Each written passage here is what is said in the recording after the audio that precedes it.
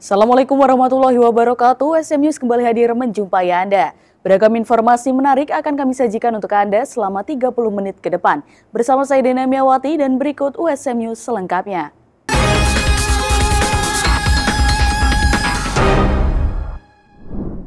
Menjadi solusi bagi pemerintah untuk melindungi warga negaranya dari dampak ekonomi. Upaya mempertahankan QRIS dan GPN terus digencarkan. Bagaimana tanggapan praktisi USM mengenai hal tersebut? Berikut liputannya untuk Anda.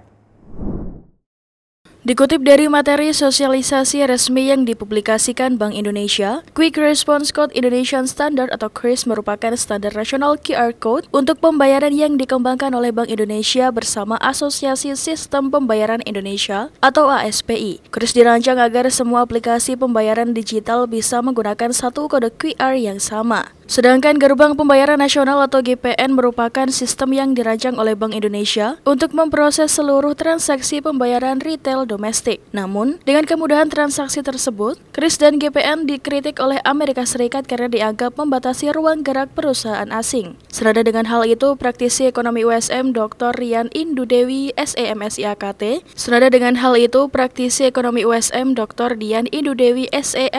AKT, mengungkapkan, dengan adanya QRIS dan GPN ini dapat memudahkan transaksi masyarakat terutama pada pelaku usaha. Dengan adanya QRIS dan GPN ini sangat memudahkan ya, dan kemudian ini juga mengeliminasi gitu ya, seperti biaya-biaya administrasi yang selama ini kalau kita menggunakan terutama transaksi luar itu kita dengan adanya Visa, Mastercard yang notabene-nya itu tinggi, dengan adanya QRIS dan GPN itu sebenarnya sangat membantu bagi kita terutama untuk pelaku usaha. Nah, jadi kalau tadi yang disampaikan Mas Pandu, ya ini mungkin bisa dianggap oleh Amerika sebagai ancaman juga gitu loh. Jadi kenapa kemudian dari kemarin ya terkait dengan tarif dagang perang tarif itu salah satu yang terseret adalah QRIS dan GPN. Kritik AS terhadap QRIS dan GPN muncul dalam negosiasi tarif resiprokal yang berlangsung antara kedua negara. AS merasa tidak mendapatkan kesempatan menyampaikan pandangan soal dampak pada sistem pembayaran global. Kekhawatiran lain juga datang dari Bank Indonesia yang mewajibkan kartu kredit pemerintah diproses melewati GPN, yang dianggap AS dapat membatasi akses perusahaan melakukan pembayaran elektronik di Indonesia. Dr. Dian Indudewi SEMSI AKT mengungkapkan alasan betapa pentingnya mempertahankan QRIS dan GPN bagi Indonesia. Yang pertama ini kan kedaulatan ya, salah satu breakthrough luar biasa dari Indonesia ya melalui BI dan OJK. Kemudian tadi ini tuh inklusi keuangan yang jadi tadi ini Indonesia kan juga ingin rata ya secara perekonomian, secara akses kita ke perbankan juga. Nah, gimana dengan adanya QRIS dan GPN ini itu sebenarnya membantu kita baik tadi pelaku usaha, kemudian masyarakat biasa sebagai konsumen, dan ini nggak mengenal kelas ekonomi bawah atas, itu kan semuanya bisa akses kan. Nah, ini juga satu hal yang sangat penting. Guna meningkatkan iklim kebinekaan di lingkungan sekolah, SMA Negeri 15 Semarang menyelenggarakan gelar karya P5 baru-baru ini. Menjadi gelaran P5 yang terakhir untuk siswa-siswi kelas 10, perhelatan ini meninggalkan kesan yang mendalam bagi siswa-siswi kelas 10 SMA Negeri 15 Semarang. Sekolah Menengah Atas Negeri 15 Semarang sukses menyelenggarakan gelar karya Project P5 dengan tema Bhinneka Tunggal Ika, pentaskan keberagaman, dendangkan persatuan pada Kamis 15 Mei 2025. Kegiatan yang dikhususkan pada siswa-siswi kelas 10 ini bertujuan untuk meningkatkan iklim kebinekaan yang ada di lingkungan sekolah. Kesuksesan acara tersebut tak lepas dari kerjasama mulai dari tim Project P5, tim kurikulum, serta tim Bapak Ibu Wali Kelas dan pendamping mulai dari kegiatan di kelas hingga puncak perayaan gelar P5. Kepala Sekolah SMA Negeri 15 Semarang mengungkapkan perhelatan P5 ini akan terus diadakan setiap tahun dengan tema lain tetapi tetap dengan fokus kebinekaan di sekolah. Untuk kegiatan ini tentu ada tujuan-tujuan yang perlu kita capai begitu nih. Yang pertama tujuannya berkaitan dengan bagaimana meningkatkan iklim kebinekaan sekolah begitu. Karena kalau kita melihat dari raport pendidikan kita, memang di setiap dimensi alhamdulillah sudah hijau dan mengalami peningkatan. Namun memang ada sub elemen yang masih perlu peningkatan khususnya di iklim kebinekaan yang mana ini turun sedikit dari tahun lalu. Sehingga harapan kita melalui kegiatan ini salah satunya kita bisa meningkatkan rapot pendidikan sekolah, terutama untuk meningkatkan iklim kebinekaan sekolah. Ke depan kegiatan ini tetap bisa terlaksana begitu nggih. Mungkin dengan tema yang lain atau dengan isi konten yang lain. Namun intinya adalah bagaimana kegiatan ini itu dapat meningkatkan. Salah satunya tadi adalah iklim kebinekaan sekolah. Gelar karya dimeriahkan dengan aksi siswa-siswi kelas 10 yang menampilkan video bertemakan keberagaman, serta musikalisasi puisi dengan gerak dan tari. Nila Jayanti, koordinator P5 kelas 10 mengungkapkan, tema kebinekaan ini dapat memberikan pengetahuan pada siswa-siswi kelas 10 bahwa keberagaman yang ada dapat menciptakan persatuan. Tentunya harapan kami gitu ya sebagai pendidik memberikan pengalaman kepada anak-anak, kemudian karena ini judulnya juga Bhinneka Tunggal Ika, kita memiliki keberagaman yang sangat banyak sekali, ada agama, ada suku, ada budaya, ada ras, antar golongan, supaya keberagaman itu menjadi satu, yaitu persatuan, dan semoga tidak ada perpecahan ya di antara kami. Uniqlo menggelar event Uniqlo X Cake Goes to Campus di Universitas Brawijaya. Ajang yang diperuntukkan bagi mahasiswa ini diikuti oleh ratusan mahasiswa dari berbagai fakultas. Ajang ini menjadi media untuk edukasi bagi mahasiswa untuk belajar bisnis, serta menjadi ajang pencarian bakat terbaik bagi alumni yang nantinya akan direkrut oleh Uniqlo. Kegiatan ini disambut baik oleh Wakil Rektor Bidang Kemahasiswaan sebagai sinergi antara dunia industri dengan perguruan tinggi.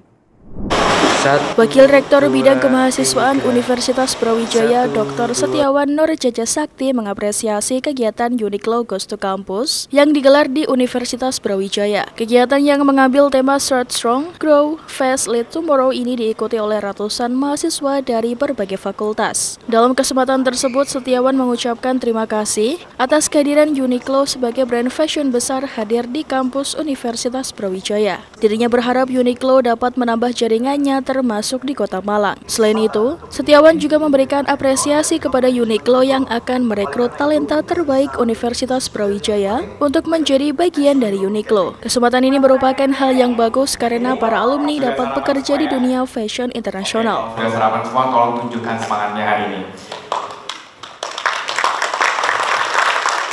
Saya merasa sangat gembira dengan pihak Uniqlo mengadakan kegiatan Uniqlo Goes to Campus. Yang pertama, mengapa? Karena Uniqlo itu merupakan sebuah toko begitu ya, yang menyediakan berbagai kebutuhan, pakaian dan sebagainya untuk anak-anak muda. Dan sekarang anak-anak muda kalau pengen baju dan segala macam itu belanjanya mesti ke Uniqlo. Di Surabaya sudah banyak, di setiap mall itu tersedia Uniqlo. Saya berharap Uniqlo pun juga membuka cabangnya di mall yang ada di Malang. Ini penting. Kemudian yang kedua,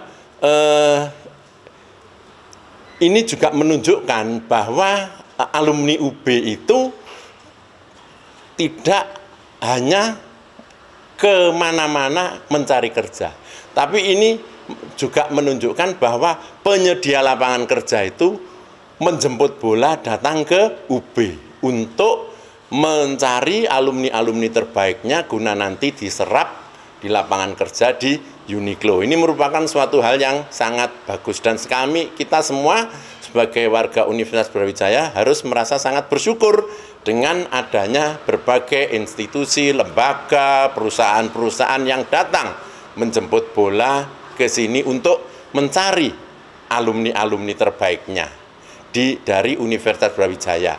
Ini menunjukkan bahwa kualitas alumni Universitas Brawijaya dipercaya oleh para penyedia lapangan kerja. Sampai dengan sore hari ini untuk sesi hari-nya. Universitas Brawijaya senantiasa membuka pintu bagi industri dari berbagai sektor untuk melakukan rekrutmen pekerja dari lulusan Universitas Brawijaya. Momen ini merupakan bentuk sinergi antara dua industri dengan perguruan tinggi. Dari Malang, tim liputan UB TV melaporkan untuk WSM TV. Fakultas Ilmu Komunikasi Universitas Padjadjaran terima kunjungan dari SMP Santa Ursula Bandung. Kunjungan ini ditunjukkan sebagai simulasi dan eksplorasi kehidupan kampus. Sebanyak 125 siswa SMP Santa Ursula Bandung melakukan kunjungan ke Fakultas Ilmu Komunikasi Universitas Padjadjaran pada Rabu 14 Mei, yang diterima langsung secara simbolik di Auditorium Pascasarjana Fikom Unpad. Kunjungan ini dilakukan dalam rangka selesainya pembelajaran akademik dari seluruh siswa kelas 9, yang ditujukan sebagai simulasi dan eksplorasi bagi siswa kelas 9 mengenai realita kegiatan mahasiswa di kampus. Siswa-siswa ini melakukan kunjungan ke berbagai tempat di Fikom Unpad, diantaranya lab radio, lab televisi, lab media center di via Unpad TV, lab newsroom, dan lab fotografi. Perwakilan guru SMP Santa Ursula Bandung berharap kegiatan ini dapat memberikan pengalaman eksplorasi lebih dalam serta gambaran mengenai sekolah lanjut yang akan dilalui oleh siswa SMP Santa Ursula Bandung melalui kunjungan langsung ke universitas-universitas di Bandung. Kami hari ini datang ke Fikom itu ber-125 siswa, ditambah guru pendamping itu ada kami ber-7.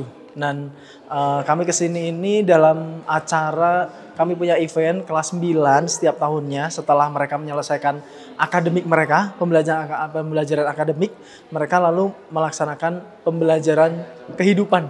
Gitu ya, pembelajaran kehidupan yang terintegrasi dari semua mata pelajaran yang sudah mereka terima dari kelas 7 sampai kelas 9 ini. Namanya kegiatannya adalah READY, singkatan dari Recharge and Radiate My Energy. Nah seperti itu, jadi mereka akan merecharge ya dari tempat-tempat yang mereka kunjungi gitu.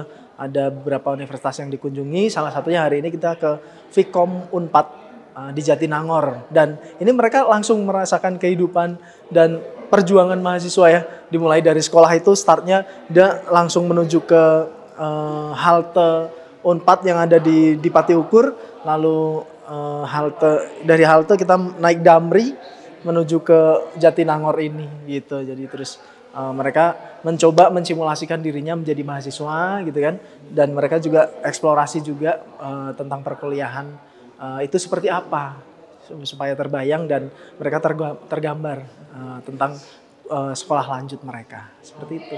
Iya, harapannya dari sekolah kami menghadirkan program seperti ini supaya seluruh siswa itu punya gambaran, dia bisa eksplorasi, dia bisa digin sekolah lanjut mereka, nanti SMA, terus kuliahnya bagaimana, profesinya bagaimana. Nah, melalui kunjungan langsung ke Universitas Fakultas Ilmu Komunikasi Unpad ini, seperti itu. Sejumlah siswa merasa antusias mengikuti kegiatan ini karena dapat melihat apa saja isi dari sejumlah fasilitas laboratorium yang ada dan merasakan pengalaman langsung menjadi mahasiswa Fikom Unpad. Siswa-siswa ini juga dapat mengenal 7 program studi yang ada serta mengetahui cara masuk ke perguruan tinggi khususnya Fikom Unpad. Setelah visit di kampus Unpad ini aku kayak keren banget sih, kayak perasaan aku seneng banget gara-gara aku bisa lihat gimana sih cara ada apa aja prodi di sini, terus aku juga bisa tahu isi-isi laboratoriumnya tuh kayak gimana aja. Jadi aku tuh bener-bener kayak seneng banget sih, terus perasaan aku terbayarkan banget. Karena ini pertama kali ke Unpad juga, terus juga bisa ngerasain langsung gimana sih keseruannya di Unpad ya jadi asik lah, jadi terbayarkan gitu. Menurut saya itu seru, ini juga menarik. Tadi juga banyak lab-lab yang menarik isinya untuk bisa buat berita. Kalau menurut aku sih ini tempatnya keren karena emang luas juga sih tempatnya, terus seru-seru semua. Orang-orang di sini tuh baik-baik semua. Dari Jatinangor, Sumedang, tim liputan di via Unpad TV melaporkan untuk USM TV. Pemirsa, dalam Disnatalis ke-73 Fakultas Hukum Universitas Hasanuddin juga diisi penandatanganan kerjasama dengan institusi hukum dan industri. Tak hanya di dalam negeri, kerjasama internasional juga semakin diperkuat. Dalam Disnatalis ke-73 Fakultas Hukum Universitas Hasanuddin Sabtu 10 Mei 2025, sejumlah kerjasama dengan lembaga nasional dan internasional dilakukan. Hal ini sebagai strategi memperkuat daya saing Fakultas Hukum di tingkat global. Fakultas Hukum Unhas saat ini telah memiliki 23 dosen asing dari berbagai universitas dunia, seperti Stanford University, Berkeley University, Munich University di Jerman, Universitas Kebangsaan Malaysia, bahkan saat ini sedang penjajakan dengan National University of Singapore. Fakultas yang terbanyak kerjasamanya di Unhas saat ini adalah Fakultas Hukum Unhas yang dalam negeri. Untuk luar negeri kita ada 9 dan kita sekarang sudah punya dosen asing itu 23 orang. Mulai dari Stanford University, Berkeley University, kemudian Prague University Amsterdam, kemudian München University di Jerman, Universitas Kebangsaan Malaysia, bahkan sekarang ini NUS lagi penjajakan dengan kita. Jadi insya Allah dengan mitra-mitra yang lain seperti institusi penegak hukum yang namanya kejaksaan, itu hampir semua jaksa agung muda itu dosen di sini. Gitu. Yang kasih ucapan di Senatalis saja ini ada 6 kepala kejaksaan tinggi, jaksa agung muda ada 4. Itu membuktikan bahwa ya alumni kita seperti itu dan kontribusi kita terhadap institusi-institusi penegak hukum di Republik ini tidak main-main gitu. Kerjasama juga dilakukan dengan berbagai lembaga penegak hukum, termasuk Kejaksaan Agung yang didominasi oleh para alumni Fakultas Hukum Unhas. Penandatanganan Memorandum of Understanding atau MOU dan penandatanganan kerjasama atau PKS dilakukan antara Fakultas Hukum Universitas Hasanuddin dengan PT Krakatau Steel, pemerintah Kabupaten Sidrap, Lapas Kelas 1, Bapas serta Ikatan Notaris Indonesia Wilayah Sulsel. Profesor Hamzah menjelaskan bahwa langkah ini diharapkan mampu meningkatkan kontribusi Fakultas Hukum Unhas dalam dunia pendidikan, hukum, dan industri. Feni Septiani Samuel, Julkarenain Jumar Taufik, Unhas TV. Universitas Lampung kembali menunjukkan komitmennya dalam mencetak generasi muda yang berencana, bertanggung jawab, dan berdaya saing melalui ajang tahunan Grand Final Duta Generasi Berencana tahun 2025. Acara ini berlangsung meriah pada Minggu 27 April 2025 sejak pukul 14 WIB, berlokasi di Gedung Teater Tertutup Taman Budaya Lampung. Suasana dimeriahkan oleh ratusan peserta dan tamu undangan untuk menyaksikan ajang puncak pemilihan Duta Mahasiswa yang menjadi ikon program BKKBN di lingkungan Universitas Lampung. Sebagai bentuk penghormatan terhadap kearifan budaya Lampung, tari persembahan Muli Limban Waya turut mewarnai acara ini. Tak hanya menonjolkan sisi edukatif, acara ini juga menjadi wadah unjuk bakat, percaya diri, serta kecakapan para finalis. Penampilan finalis semakin memukau saat melakukan sesi catwalk yang disambut sorak-sorai penonton. Keseruan berlanjut ke sesi Q&A antara Dewan Juri dan 3 finalis terbaik, yang kemudian dilanjutkan dengan pengumuman pemenang utama ajang ini. BKKBN sekarang kan sudah bertransformasi menjadi Kementerian Kependudukan dan Pembangunan Keluarga dan dalam rangka mensukseskan cita Bapak Presiden Prabowo, Bapak Kementerian Kependudukan dan Pembangunan Keluarga ini menetapkan 5 quick win. Dan salah satu quick win-nya ini adalah Gerakan Ayah Teladan Indonesia, di mana Gerakan Ayah Teladan Indonesia ini melibatkan mulai dari remaja pria. Nah, di sini kontribusi remaja, khususnya di Provinsi Lampung bagi program BKKBN ini tentunya disesuaikan dengan zamannya. Sekarang sudah zaman milenial, semua anak-anak yang di zaman ini tentunya mempunyai inovasi, mempunyai inisiatif yang luar biasa. Dan ini sangat membantu BKKBN dalam melakukan terobosan-terobosan untuk program-program, khususnya program Bangga Kencana. Harapan saya tentunya duta-duta nantinya yang terpilih. Tadi seperti saya sampaikan, ajang ini kan bukan hanya kita meraih gelar, tetapi nantinya apabila sudah terpilih tentunya beban yang akan diembannya juga semakin berat. Kami berharap mereka bisa mensosialisasikan program-program genre di pik-pik remaja, khususnya di sekolah-sekolah, di kampus-kampus maupun di komunitas masyarakat. Karena perpanjangan tangan kami adalah anak-anak dari pik remaja yang nantinya akan menjadi duta generasi berencana. Tepuk tangan meriah mengiringi langkah para duta terpilih yang resmi menyandang gelar Duta Generasi Berencana Universitas Lampung tahun 2025 sebagai simbol keberhasilan dan kolaborasi antara mahasiswa, dosen pembina, serta mitra strategis dari BKKBN dalam mendukung gerakan generasi berencana. Dari Bandar Lampung, Tim Liputan Unila TV melaporkan untuk WSM TV. Pemirsa, Masjid Dearborn di negara bagian Michigan telah berdiri sejak 8 dekade lalu. Namun keberadaannya tak lekang dimakan waktu. Bukan hanya sebatas tempat ibadah, tapi juga pusat kegiatan masyarakat muslim di kota tersebut. Dewan Masjid kini juga fokus mendidik generasi muda agar selalu bangga akan identitas mereka sebagai muslim.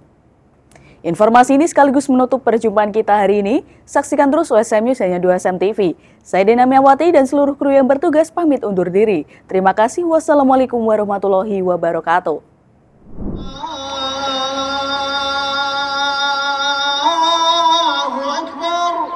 Siang ini lantunan azan berkumandang dari Masjid Dearborn American Muslim Society. Dearborn adalah satu dari sedikit kota di Amerika Serikat yang mengizinkan azan melalui pengeras suara. Masjid Dearborn sendiri sudah melakukannya sejak tahun 1980-an. Ini merupakan masjid tertua di negara bagian Michigan dan salah satu yang tertua di seantero Amerika Utara. Many of the Muslims who were living in Highland Park were working for Ford Motor Company, so they moved to Dearborn, and they needed a place to worship. So they built the ground floor of this masjid back in 1938. Awalnya masjid ini tidak semegah sekarang. Seiring bertambahnya warga muslim di Dearborn, Dewan Masjid menambah sedikit demi sedikit bangunan masjid. Setelah 4 kali perluasan, kini Masjid Dearborn dapat menampung hingga 2.500 orang sekaligus. Jemaahnya beragam, dari warga kulit hitam hingga keturunan Pakistan. Sebagian besar adalah keluarga imigran dari Jazirah Arab, seperti Yaman, Lebanon, Suriah, Irak, dan Palestina. You could find also different generation. You will find here people that just arrived, immigrants that just arrived, and also people that been living the whole of their lives here. So it's a diverse community here. Tambahnya, warga Muslim Dearborn menjadikan masjid ini sebagai urat nadi masyarakat. The community around the masjid, they always look at the masjid in the center of their life, and they connect their life to the masjid on a daily basis. Itu sebabnya Dewan Masjid memusatkan perhatian pada generasi penerus. Berbagai kegiatan diadakan untuk mereka, dengan tujuan agar mereka teguh dan bangga akan identitas sebagai Muslim. Right now they're memorizing the Quran. Yep, this is for Quran memorization. We have a lot of kids who memorize the Quran by heart. Alhamdulillah. The month of Ramadan, they do a Quran competition. Alhamdulillah, some of them will give Umrah, a trip to Mecca. Some of them, get prizes. Just to make them memorize more. Dearborn berkembang menjadi kota dengan komunitas Muslim yang semakin hidup. Meski demikian, upaya untuk melestarikan keyakinan di kalangan generasi muda Muslim Amerika merupakan sebuah tantangan tersendiri. Now here, it's an open society. It's free. Everything is free. Everything is open for you. So now the new generation, it needs more and more attention to them. We're trying our best, and still we need a lot of help, and also we need to do more to teach our kids about Islam, about manners, about cultures. Rencananya, sebuah sasana olahraga akan dibangun terhubung dengan masjid untuk menjadi pusat kegiatan anak muda. Dari Dearborn, Michigan, Rifan Dwi Astono, Alam Burhanan, Virginia Gunawan, VOA.